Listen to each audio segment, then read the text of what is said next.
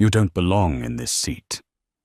Those were the 6 words that ended Brenda Vance's 20-year career in less than 5 minutes. It was supposed to be a routine red-eye flight from Chicago to D.C., but when a flight attendant decided that a man in a hoodie couldn't possibly afford a first-class ticket, she didn't just break protocol, she broke the law. She accused him of theft. She mocked his ID. She even threatened to have him arrested. She had no idea that the man she was humiliating wasn't just a passenger. He was the very man sent to audit her airline's security clearance. And the badge in his pocket? It didn't just carry authority. It carried the power to shut the entire airport down. This is the story of how arrogance met federal justice, and the karma was absolutely brutal.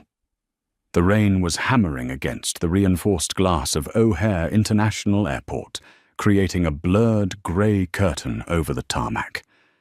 Inside Terminal 3, the air was thick with the smell of stale coffee and the stress of delayed passengers. Marcus Sterling adjusted the strap of his duffel bag on his shoulder. He was tired.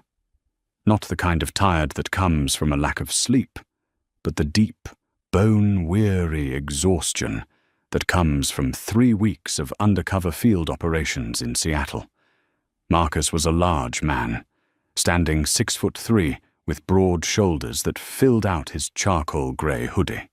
He hadn't shaved in 4 days, and his eyes were red-rimmed. To the casual observer, he looked like a man who might work construction, or perhaps a bouncer heading home after a double shift. He certainly didn't look like a senior special agent for the Department of Homeland Security, holding a GS-15 clearance level that gave him access to rooms the president didn't even enter without an appointment. Tonight, Marcus wasn't working. At least he wasn't supposed to be. He was just a passenger on Flight 492 to Washington Dulles, heading home to his wife, Sarah, and their golden retriever. He glanced at his boarding pass. Seat 1A, first class. He had upgraded himself, using miles accumulated over a decade of government travel. He just wanted legroom, a glass of bourbon, and silence. "Group 1, first class and active military personnel, you are welcome to board," the gate agent announced over the intercom. Marcus moved toward the jet bridge. The crowd was dense. A businessman in a tailored Italian suit, holding a Toomey briefcase, pushed past Marcus, bumping his shoulder. "Watch it," the man muttered, not even looking back, assuming Marcus was just loitering in the priority lane. Marcus didn't react. He was trained to de-escalate, to observe, to remain invisible until it was time to be very, very visible. He scanned his pass at the gate. The machine beeped green. "Welcome aboard, Mr. Sterling," the screen read. He walked down the jet bridge, the sound of the rain intensifying as he neared the aircraft. He stepped onto the plane, ducking his head slightly to clear the doorway. Standing in the galley was the lead flight attendant. Her name tag read Brenda Vance. She was a woman in her late 40s with hair sprayed into a helmet of blonde perfection and a smile that didn't reach her eyes. She was currently chatting with the first officer, a man named Captain Richard Stevens. As Marcus stepped on, Brenda's conversation stopped mid-sentence. Her eyes flicked him up and down.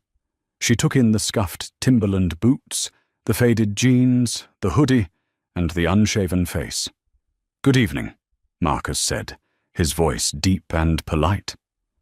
Brenda didn't respond immediately. She offered a tight, strained grimace. "Boarding pass?" Marcus held it out. Usually they just glanced at it. Brenda snatched it from his hand. She stared at it, then looked at the date, then looked at him, then looked back at the pass. "Seat 1A?"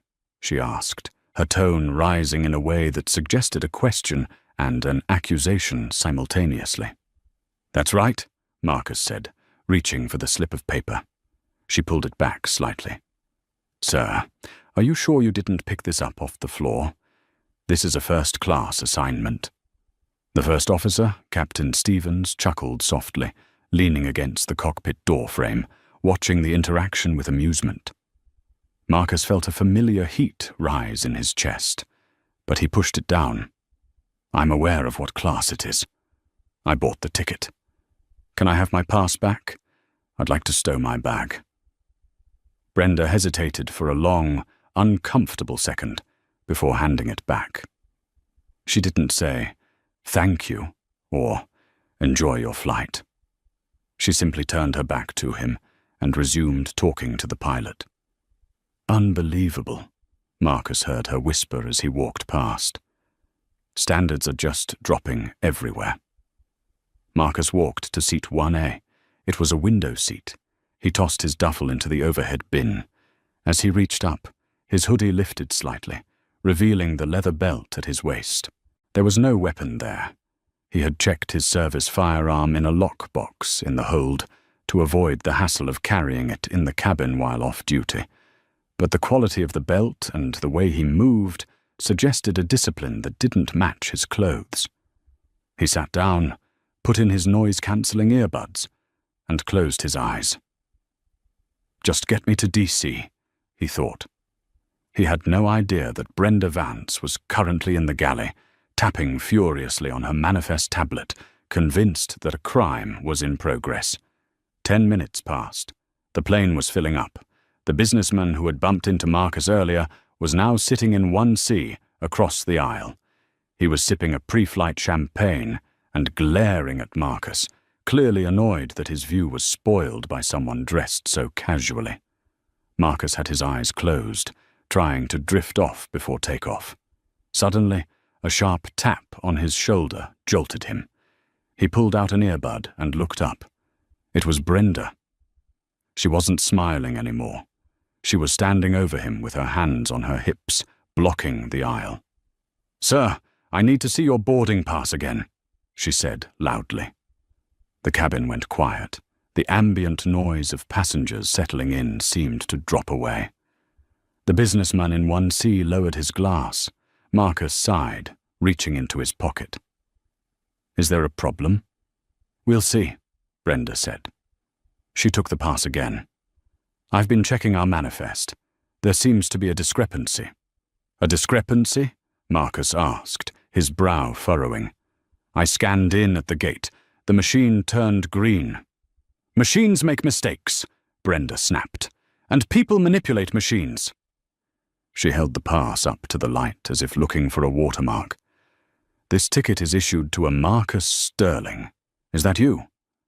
"Yes, that is me." "Do you have identification to prove that?"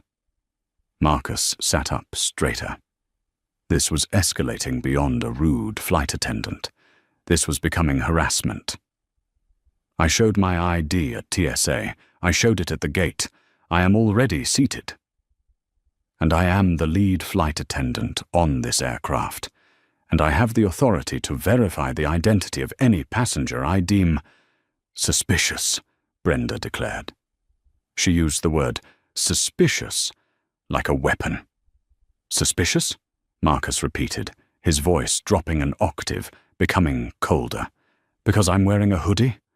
Or is there another reason, Brenda?" He used her first name. She flinched. She didn't like that. "ID. Now, or I call the captain," she demanded. Marcus knew the drill. If he refused, he'd be kicked off for non-compliance. He didn't want a scene. He just wanted to go home. He reached into his back pocket and pulled out his wallet. He removed his standard driver's license, an Illinois state ID, and handed it to her. Brenda took it. She looked at the picture. She looked at Marcus. The picture was 3 years old. Marcus was clean-shaven and wearing a suit in the photo. "This isn't you," she said, tossing the ID back onto his tray table. It slid off and fell onto the floor. Marcus stared at the plastic card on the carpet. He didn't pick it up immediately. He looked at Brenda. "Excuse me?" I said, "That isn't you. The man in this photo is a professional. You..." She gestured vaguely at his attire. "You look like you hopped the fence at the perimeter." "That is a valid Illinois driver's license," Marcus said, his voice tight. "Pick it up." "I will do no such thing," Brenda scoffed. "And I'm not accepting a fake ID. I see these all the time. You probably bought it off some website so you could sneak into first class and drink free liquor." "Brenda," the businessman in 1C chimed in, leaning over. "He's clearly disturbing the peace. I saw him push through people at the gate. If he's got a fake ID, we shouldn't be flying with him. It's a security risk." Brenda nodded at the businessman, validating him. "Exactly, Mr. Henderson. Safety is my priority." She turned back to Marcus. "Listen to me. I'm going to give you one chance. Grab your bag, go back to economy, and take the open middle seat in row 34. If you do that, I won't call the police. If you stay here and keep lying about this fake ID, I will have you escorted off in handcuffs." Marcus looked at her. He looked at the passengers staring at him, some with pity, most with suspicion. He realized this wasn't going to end with a conversation. Brenda had already decided the narrative. Thug in first class steals seat. He slowly bent down and picked up his driver's license. He wiped it off on his jeans. "I'm not moving to row 34, Marcus said calmly, "because this is my seat, and that is my real ID." Brenda's face turned a violent shade of red. "Fine. Have it your way." She spun around and marched toward the cockpit. "Captain Stevens, we have a situation in 1A. Marcus took a deep breath. He reached into the inner pocket of his hoodie. His fingers brushed against the leather wallet that held his other credentials, the ones he wasn't supposed to flash unless absolutely necessary. He hoped it wouldn't come to that, but as Captain Richard Stevens emerged from the cockpit, adjusting his hat and looking like a man eager to throw his weight around, Marcus realized that absolutely necessary was about 30 seconds away. "What's the problem here?" Captain Stevens boomed, stopping at row 1. He was a tall man, silver-haired, with the arrogance of someone who hadn't been told no since flight school. "He refuses to move," Brenda said, pointing a manicured finger at Marcus. "He presented a fake ID. He's belligerent. I don't feel safe flying with him." Captain Stevens looked down at Marcus. "Is that true, son?" "Son." Marcus looked the captain in the eye. "I am a paying passenger, Captain. Your flight attendant dropped my ID on the floor and is refusing to acknowledge my ticket." "Brenda has been with this airline for 20 years, Stevens said dismissively. "If she says your ID is fake, it's fake. Now get your bag. You're off the flight." "I'm not getting off," Marcus said. "Then I'm calling the airport police," Stevens threatened, pulling out his radio. "And when the feds get involved, you're going to wish you just walked away." Marcus almost smiled. "Almost." "Captain," Marcus said softly, "I think you should really think about that next move.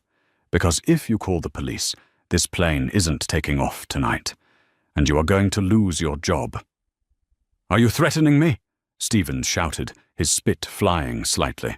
"That's it. That is a federal offense. Threatening a flight crew." He keyed his radio. "Tower, this is Flight 490. We need airport police at the gate immediately. We have a hostile passenger in first class. Possible security threat." The cabin erupted in murmurs. People were pulling out their phones, recording. Marcus sat back. He watched them panic. He watched Brenda smirk, thinking she had won. He watched the captain puff out his chest. "Okay," Marcus thought. "You want the feds? You got 'em." He waited. He would let the police board. He would let them come all the way to his seat. He wanted the audience to be as big as possible when the hammer dropped. The blue and red lights of the police cruisers were already flashing against the fuselage of the plane, illuminating the rain-streaked windows. Inside the cabin, the atmosphere was suffocating. The air conditioning had been turned off to conserve power while the engines idled, and the first-class cabin was growing warm. Brenda Vance stood at the front of the cabin, arms crossed, tapping her foot. She looked like a general surveying a battlefield she had already won. She made a show of apologizing to Mr. Henderson in 1C. "I am so sorry for this delay, sir. We just can't risk the safety of our premium passengers with riffraff on board. We'll get him out, sanitize the seat, and be on our way." "Sanitize the seat?" Marcus repeated from 1A. He didn't look up, but his voice carried. "You think I'm a disease, Brenda?" "I think you're a criminal," she spat back. "And in about 2 minutes you're going to be a prisoner." The jet bridge door opened with a heavy thud. 2 Chicago Police Department officers stepped onto the plane. They were followed closely by a TSA supervisor. The lead officer, a burly man with a buzz cut and a name tag that read Officer Kowalski, looked annoyed. He walked straight to the cockpit where Captain Stevens was waiting. "Who's the problem?" Kowalski asked, his hand resting instinctively near his belt. "Seat 1A, Captain Stevens said, pointing a shaking finger at Marcus. "Refused to show ID, refused to vacate the seat, and—" Stevens paused, looking at Brenda. He needed to make this stick. "And he made verbal threats against the crew. He said the plane wouldn't make it to D.C. It was a lie, a twisting of words, so severe it was criminal. Marcus had said the plane wouldn't take off because of the legal mess, not that he would crash it. But Stevens knew that invoking a threat to the aircraft gave the police probable cause to use force. Kowalski's eyes narrowed. He turned to the cabin, scanning for the threat. He saw Marcus, hoodie, boots, headphones around his neck, and the profile fit the description of a troublemaker. Kowalski marched down the short aisle, his partner, Officer Miller, flanking him. They loomed over seat 1A. "Sir," Kowalski barked, "hands where I can see them. Stand up. Now." Marcus didn't stand. He kept his hands resting openly on his knees, palms up. A gesture of submission, but his eyes were locked on Kowalski's. "Officer," Marcus said calmly, "before you put hands on me, I need you to listen very carefully. You are being used to facilitate a federal crime." "I said stand up," Kowalski shouted, reaching for Marcus's arm. "You are under arrest for interference with a flight crew and trespassing." "He pushed me too!" Brenda suddenly shrieked from the galley. The cabin gasped. Marcus's head snapped toward her. "He shoved me when he boarded," Brenda lied, her voice trembling with fake emotion. "I was too scared to say anything until you got here, officer. He's violent." That was the match in the powder keg. Officer Kowalski didn't wait for an explanation. He grabbed Marcus by the lapel of his hoodie and yanked. "Get up! You're done!" Marcus didn't resist the pull. He stood up, towering over the officer by 2 inches. He let them spin him around. He felt the cold steel of handcuffs graze his wrist. "Wait," Marcus said, his voice dropping to a command tone that cut through the noise. "Left inside pocket, my credentials. Check them, now." "I don't care about your fake ID," Kowalski yelled, snapping one cuff onto Marcus's left wrist. "It's not an ID," Marcus said, his voice turning into ice. "It's a badge, and if you put that second cuff on me, Officer Kowalski, you will lose your badge, your pension, and your freedom. Reach into my pocket. Look at the wallet." Something in Marcus's voice, the absolute lack of fear, the specific cadence of authority, made Kowalski pause. He had arrested hundreds of drunks and unruly passengers. They always screamed, begged, or fought. This man was doing none of that. This man was issuing orders. Officer Miller, the younger partner, looked nervous. "Jim, maybe check it?" Kowalski hesitated. He looked at Captain Stevens, who was nodding encouragement. "Cuff him. Get him off my plane." Kowalski gritted his teeth. "Fine, Miller, check the pocket. If it's a library card, I'm tasing him." Miller reached into the inside pocket of Marcus's hoodie. His fingers curled around a black leather bifold wallet. He pulled it out. It was heavy, heavier than a normal wallet. Miller flipped it open. The cabin lighting caught the gold shield embedded in the leather. It wasn't a standard police badge. It was a federal shield. Below it was a laminated ID card with a holographic overlay.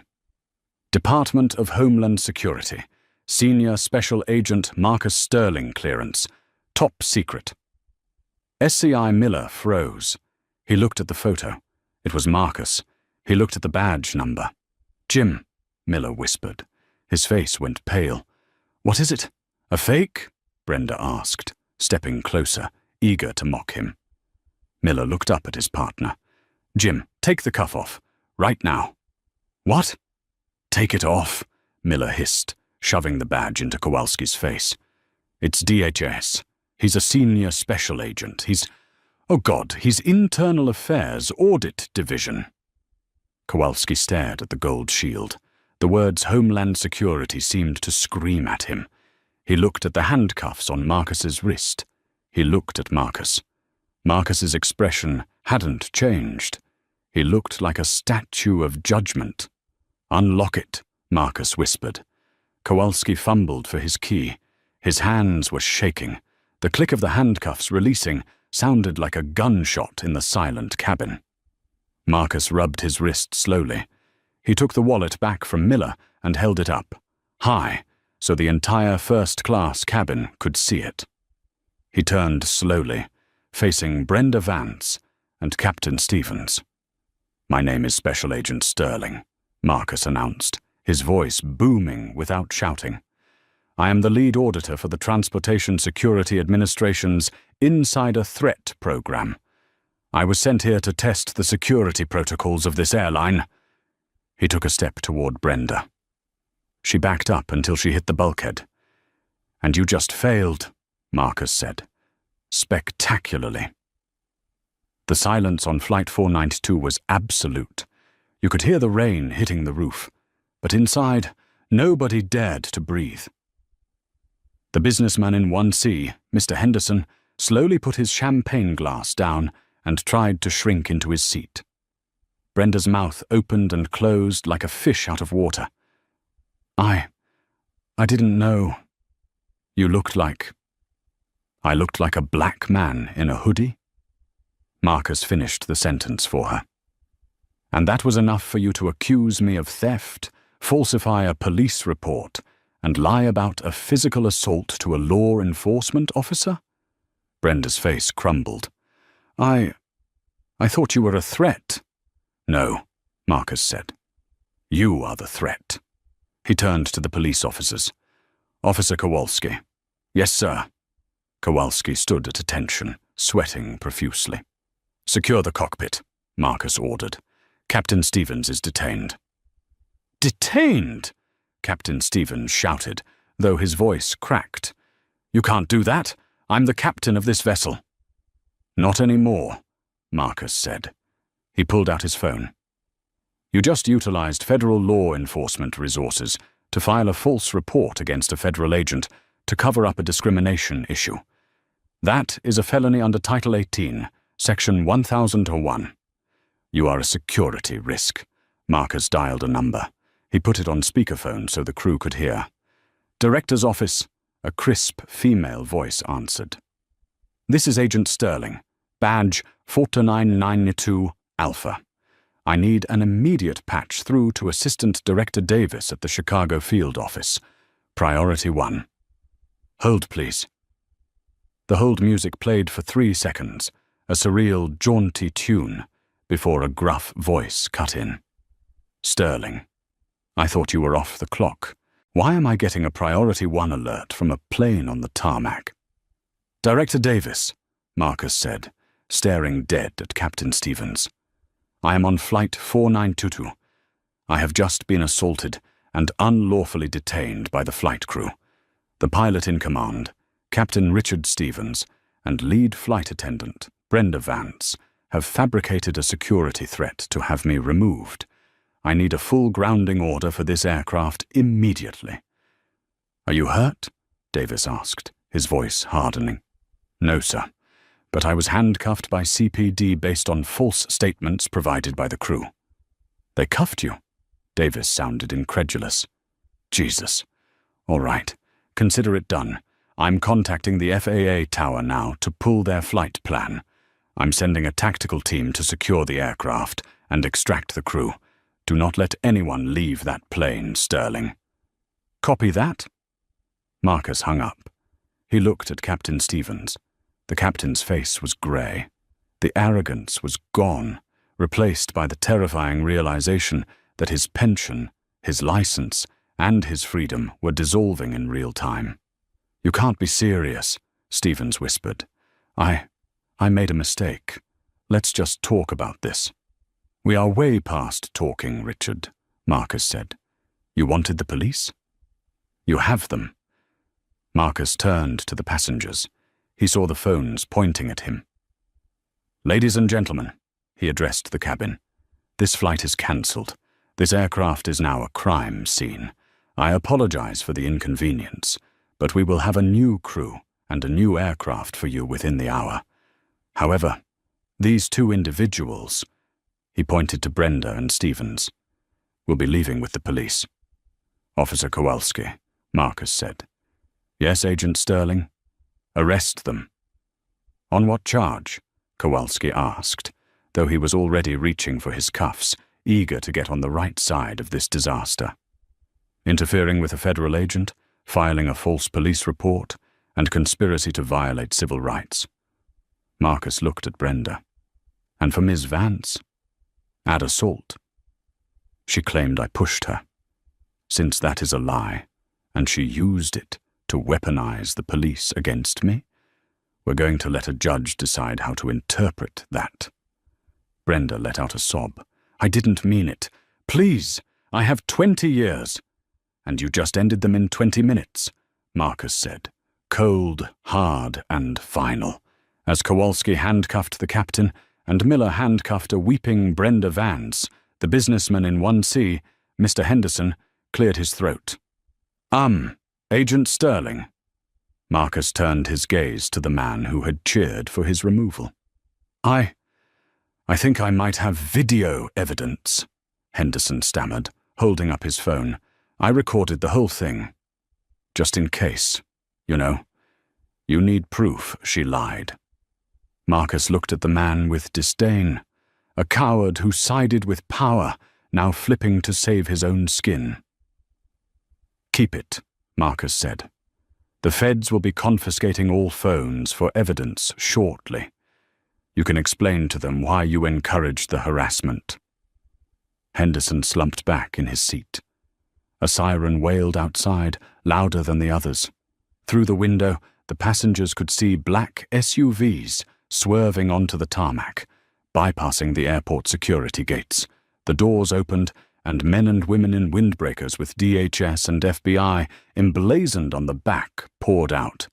The cavalry had arrived, and for Brenda Vance and Captain Stevens, the nightmare was just beginning. The extraction of the flight crew wasn't a quiet affair. It was a spectacle. The main cabin door of the Boeing 737 was thrown open, not by a gate agent, but by Special Agent Jessica Thorne of the DHS Tactical Response Team. She was a striking woman with a terrifying demeanor, dressed in a navy blue windbreaker with Federal Agent stamped in yellow across the chest. Behind her were 4 armed agents, moving with the precision of a SWAT team. Agent Thorne stepped onto the plane, her eyes scanning the cabin instantly. She spotted Marcus standing in the aisle, rubbing his wrist where the handcuffs had been. She walked straight past the trembling Brenda Vance and the pale Captain Stevens without even acknowledging their existence. Agent Sterling, Thorne said, nodding respectfully. Director Davis sent us. We have the perimeter secured. The tower has grounded all outbound flights from this terminal until we clear the scene. Are you injured? I'm fine, Jessica, Marcus said, his voice calm but carrying a dangerous undercurrent. But we have a significant violation of Title 18 here. Deprivation of rights under color of law, conspiracy to file false reports, and interference with federal duties. Thorne turned slowly to face Officer Kowalski and Officer Miller of the Chicago Police. The two local cops looked like children who had accidentally wandered into a war zone. "Officers," Thorne said, her voice crisp, "transfer custody of the suspects to my team immediately. You two are relieved, and I suggest you write your reports very, very carefully. If I find one discrepancy between your report and the witness videos, you'll be sharing a cell with them." Kowalski swallowed hard. "Yes, ma'am." "Understood." Thorne signaled her team. "Secure them." Two DHS agents moved in on Captain Stevens. The captain, who had spent the last 20 years being treated like a king of the skies, instinctively pulled back. "You can't do this!" Stevens shouted, his voice cracking. "I am the pilot in command. I have jurisdiction over this aircraft." "You have jurisdiction over nothing," one of the agents growled, grabbing Stevens's arms and forcing them behind his back. The sound of heavy-duty zip ties ratcheting shut echoed through the first-class cabin. "My epaulets!" Stevens cried out as the agents roughed him up slightly, disheveling his uniform. "I want my union rep. I want the pilots' union." "You'll get a lawyer when we get to the holding facility," Thorne said. "Get him off the plane." As they dragged the captain down the aisle, the passengers, who had initially been annoyed by the delay, were now witnessing the most exciting drama of their lives. Phones were held high, capturing every frame of the captain's humiliation. Then it was Brenda's turn. She wasn't shouting. She was hyperventilating. The reality of what she had done was crashing down on her. She looked at Marcus, her eyes wide and wet with tears. "Please," she whispered. "Sir, Agent Sterling, I didn't know. I swear I didn't know." Marcus stepped closer to her, invading her personal space, just enough to make her flinch. "That's the problem, Brenda," Marcus said softly. "You didn't know I was an agent. But you didn't need to know that to treat me like a human being. You treated me like a criminal because of how I looked. If I had been a regular passenger, a teacher, a nurse, a father, you would have ruined my life tonight. You would have had me arrested, put on a no-fly list and fired from my job. You wouldn't have cared." He leaned in closer. "The only difference tonight is that I have the power to hit back." Brenda sobbed, her knees buckling. Agent Thorne didn't offer any sympathy. "Get her up," she ordered her team. Two agents hoisted Brenda up by her arms. As they marched her toward the door, she looked at the passengers in first class, desperate for an ally. She locked eyes with Mr. Henderson in seat 1C. "Mr. Henderson," she pleaded, "you saw it. You said he was dangerous. Tell them." Henderson, realizing that speaking up now would likely implicate him in a federal investigation, looked straight down at his shoes. "I didn't see anything," he muttered. Brenda screamed as she was hauled out of the plane and into the rainy night. Once they were gone, Agent Thorne turned to the cabin. "Ladies and gentlemen, this aircraft is being impounded for evidence processing. We have a replacement aircraft waiting at gate K-12. A customer service team is there to issue you all travel vouchers for the inconvenience." She looked at Marcus. "We have a secure transport waiting for you on the tarmac, Marcus. Director Davis wants a debrief at the field office before you head home." Marcus nodded. He grabbed his duffel bag from the overhead bin, the same bag Brenda had accused him of stealing. He threw it over his shoulder. As he walked down the aisle toward the exit, the cabin was dead silent. But as he passed row 4, a young woman began to clap. Then a man in row 5.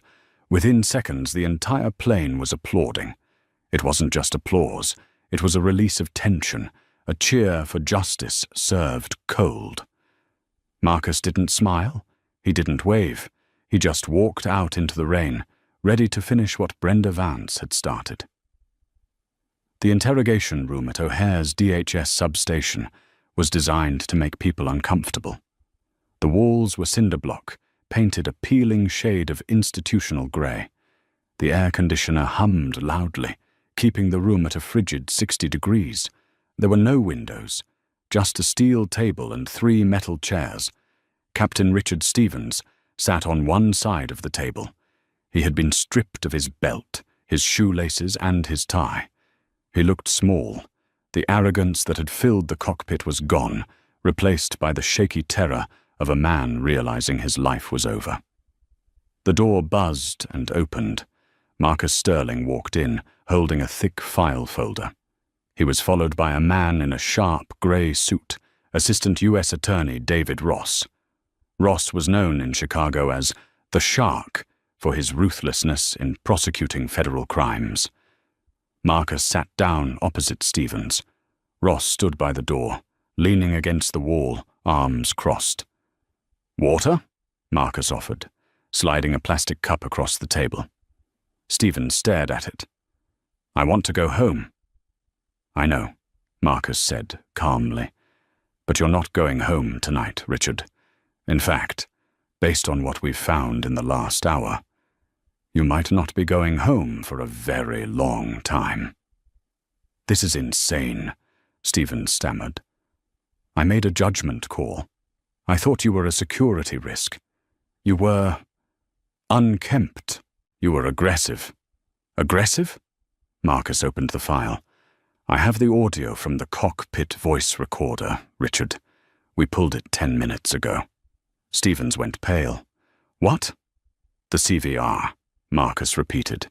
"It records everything said in the cockpit, including your conversation with Brenda before I even boarded." Marcus tapped a tablet on the table. A grainy but clear audio recording filled the room.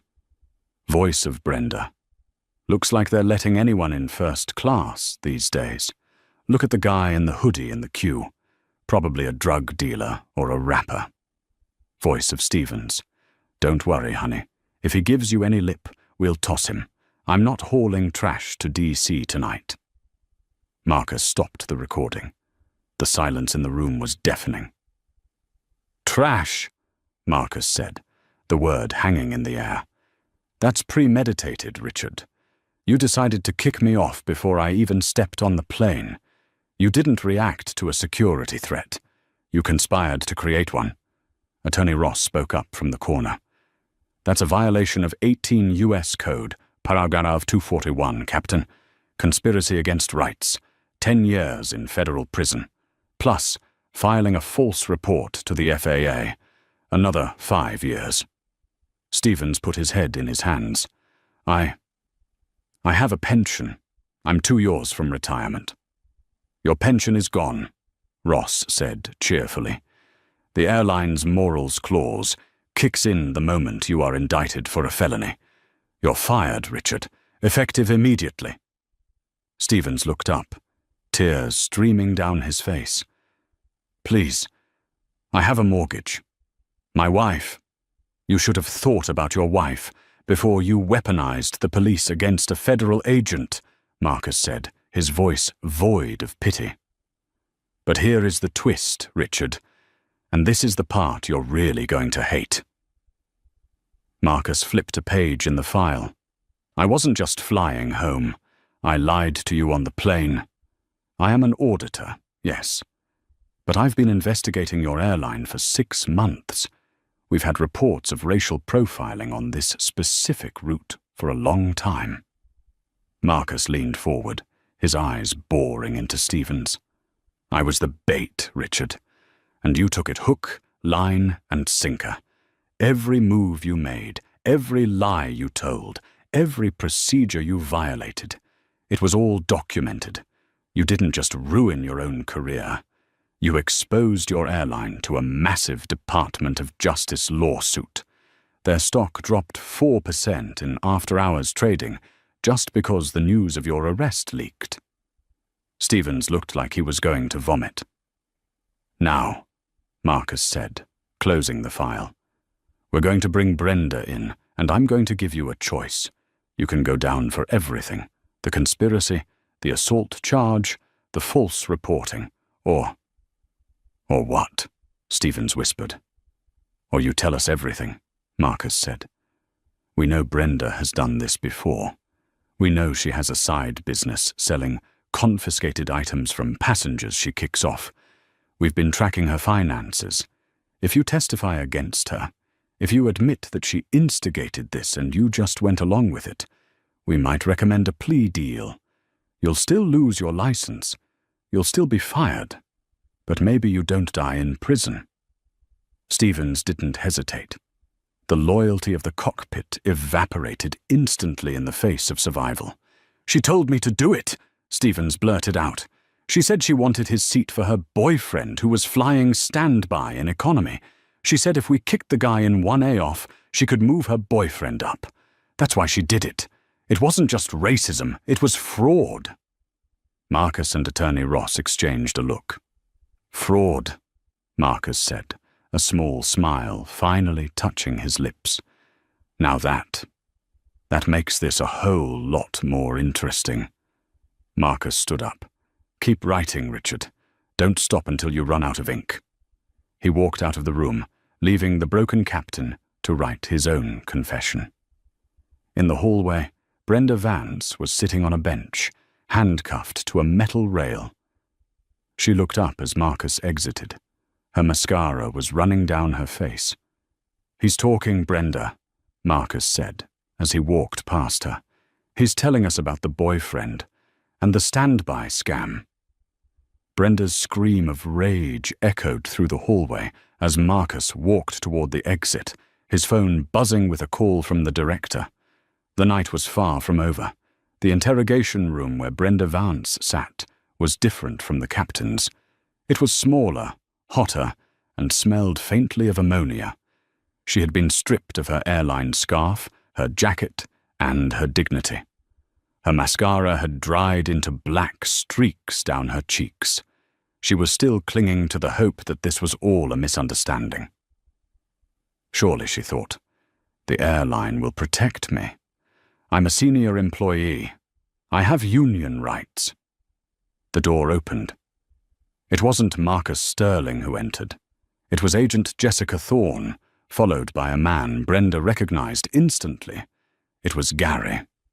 Gary was Brenda's boyfriend of 6 months. He was a personal trainer she had met at a gym in Chicago, younger, fit, and the man she was desperately trying to impress. He was wearing a tight t-shirt and looked utterly terrified, flanked by 2 armed federal officers. "Gary?" Brenda gasped, standing up, the handcuffs clinking against the table. "Gary, tell them. Tell them I was just trying to get us to D.C. for the weekend."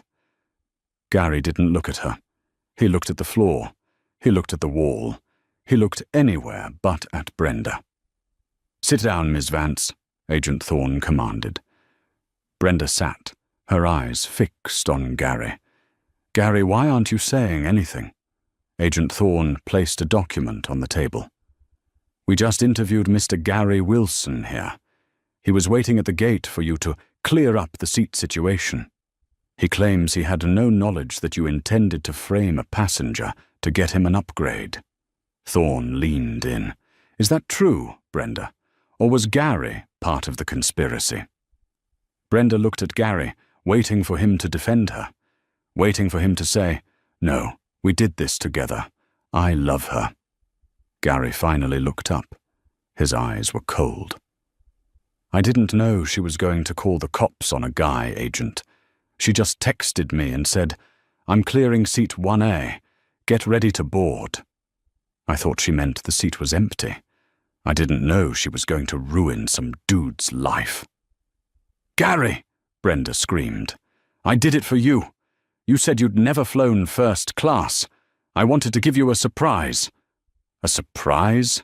Gary scoffed, his fear turning into anger. "You got arrested by Homeland Security, Brenda. I'm being questioned by the FBI. Do you know what this does to my reputation? I have clients. I can't be associated with a racist Karen who attacks federal agents." The words hit Brenda harder than the handcuffs. "Racist Karen." "I'm breaking up with you," Gary said, standing up. "I already told the agents everything you texted me. I gave them your phone unlock code. I'm done." "No!"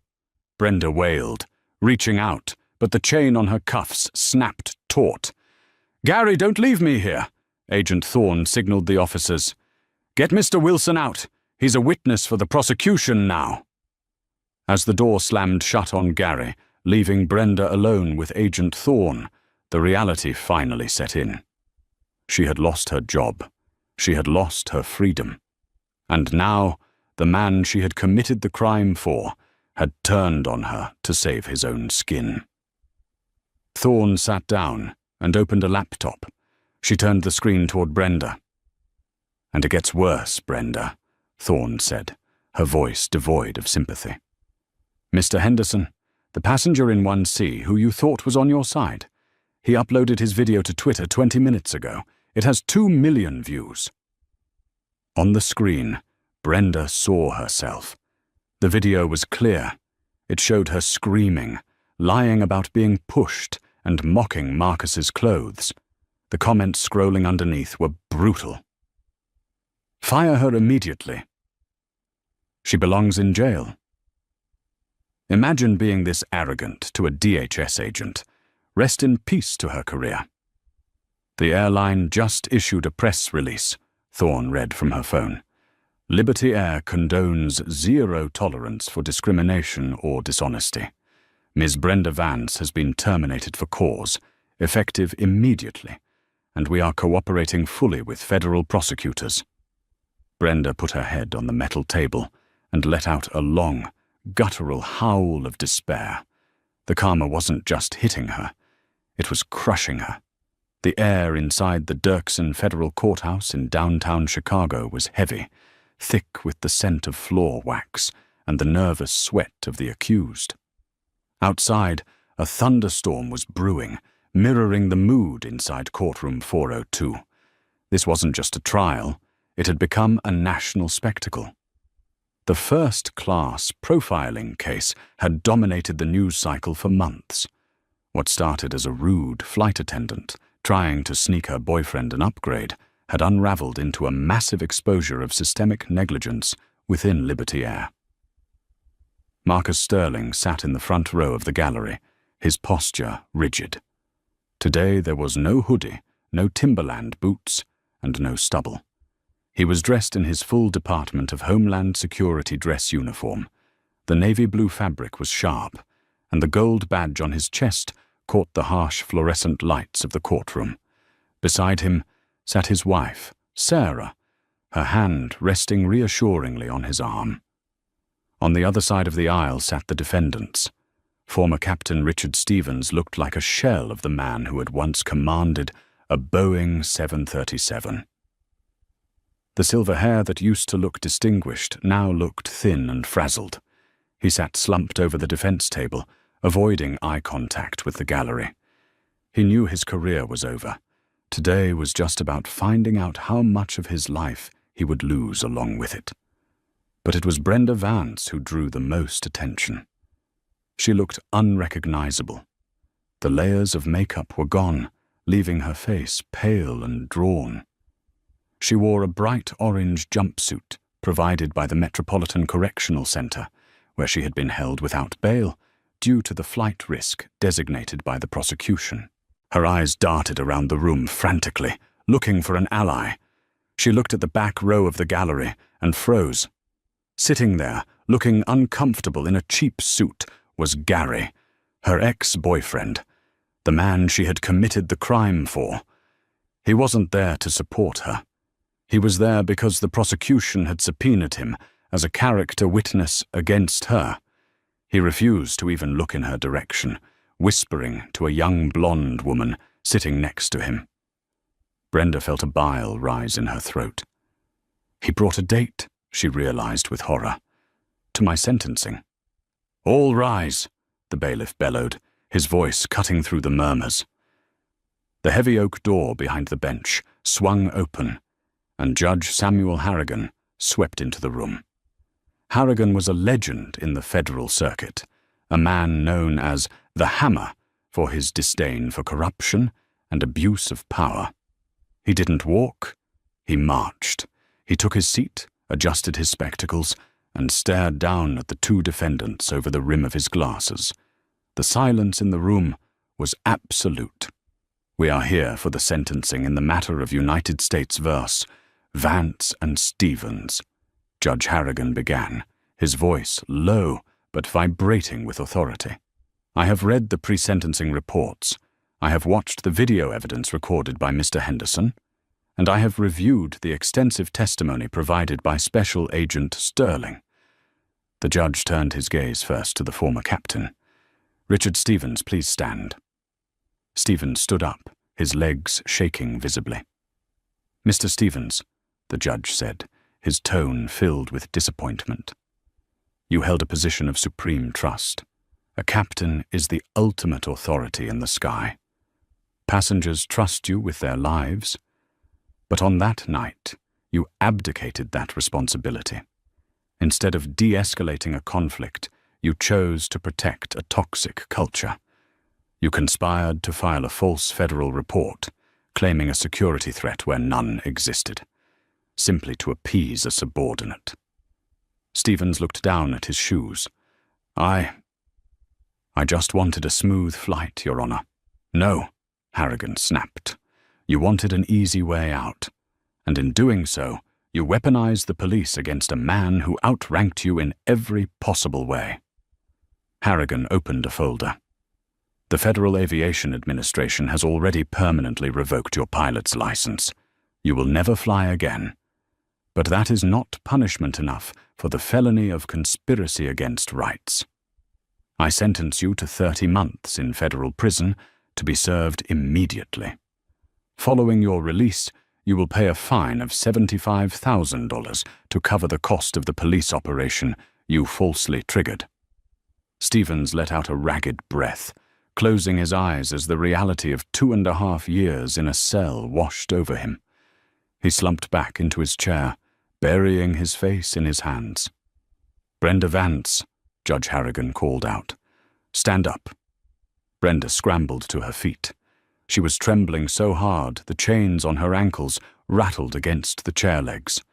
"Miss Vance," the judge said, taking off his glasses to look her directly in the eye. "In my 20 years on the bench, I have rarely seen such a display of arrogant entitlement." "I didn't mean to," Brenda sobbed, tears streaming down her face. "I was just stressed. I made a mistake." "A mistake is spilling coffee," Harrigan interrupted, his voice booming like thunder. "What you did was a calculated assault on a man's dignity and liberty. You profiled a passenger based on his appearance. You decided that a black man in a hoodie could not possibly belong in first class. And when he proved you wrong with a valid ID, you didn't apologize. You doubled down." The judge leaned forward, his face hardening. "You lied to your captain. You lied to the police.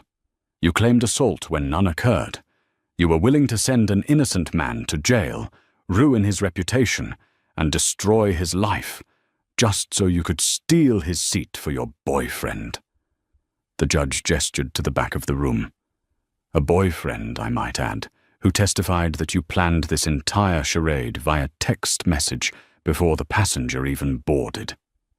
Brenda turned to look at Gary, her eyes pleading. Gary just looked at the ceiling, unbothered. "Your actions were not just rude, Ms. Vance," the judge continued. "They were criminal. You violated Title 18, Section 242, deprivation of rights under color of law. You abused your position as a flight crew member to terrorize a passenger." "Please," Brenda wailed. "I have a daughter. I'll lose my house." "You should have thought about your house when you tried to take away Agent Sterling's freedom," Harrigan said, cold as ice. "Brenda Vance, I sentence you to 60 months, 5 full years in federal prison. There will be no possibility of early parole." Gasps erupted from the gallery. 5 years was a heavy sentence. "Furthermore," the judge added, raising his voice to be heard over the noise, "upon your release, you are hereby placed on the National No-Fly List for life. You abused the privilege of the skies, and you will never set foot on an airplane again. "No!" Brenda screamed, her legs giving out. "You can't do this! I can't go to prison!" 2 U.S. Marshals moved in immediately. They grabbed Brenda by her arms, hoisting her up as she kicked and screamed, begging for Gary, begging for the airline, begging for anyone to help her. "Court is adjourned," Judge Harrigan said, banging his gavel with a finality that echoed like a gunshot. Marcus watched as Brenda was dragged out the side door, her wails fading into the corridor. He didn't feel happy. He didn't feel joyful. He felt a deep, solemn sense of balance being restored. He stood up and adjusted his jacket. Sarah squeezed his hand. "Are you okay?" "I am now," Marcus said softly. They walked out of the courtroom and into the main atrium. The moment the double doors swung open, a wall of camera flashes blinded them. Dozens of reporters thrust microphones toward Marcus. "Agent Sterling, Agent Sterling, do you feel justice was served?" "Agent, what do you say to Liberty Air's stock crashing today?" Marcus stopped. He raised a hand, and the press gaggle went silent. He looked directly into the lens of the nearest camera, his expression stern. "Brenda Vance and Richard Stevens aren't the only ones on trial today," Marcus said, his voice steady and projecting authority. "Every person in a uniform, every person with a little bit of power who thinks they can judge someone by the color of their skin or the clothes on their back. They were on trial, too." He paused, letting the weight of his words sink in. "They looked at me and saw a thug. They didn't look close enough to see the badge. Let this be a lesson to everyone. Humility costs you nothing. But arrogance will cost you everything." He turned to his wife. "Let's go home, Sarah." "Are we flying?" a reporter shouted from the back. Marcus cracked a rare, genuine smile. "No, I think I'll drive. I like to keep my feet on the ground." As Marcus Sterling walked out into the rain-cleansed streets of Chicago, he left behind the wreckage of 2 careers and the heavy silence of a justice system that, for once, had worked exactly as it was supposed to. And that is how a routine flight to D.C. turned into a 5-year prison sentence. Brenda Vance thought her uniform gave her the right to bully a passenger, but she learned the hard way that you never judge a book by its cover, especially when that book is a federal agent with the power to audit your entire existence. Justice was slow, but it was absolute. Brenda lost her freedom, the captain lost his wings, and Marcus Sterling proved that true power doesn't need to shout to be heard. What do you think? Was 5 years in prison too harsh, or did Brenda get exactly what she deserved? Let me know your verdict in the comments below. If you loved this story of karma hitting back instantly, please smash that like button and subscribe to the channel. I post new stories of justice and drama every single week. Thanks for watching, and stay safe out there.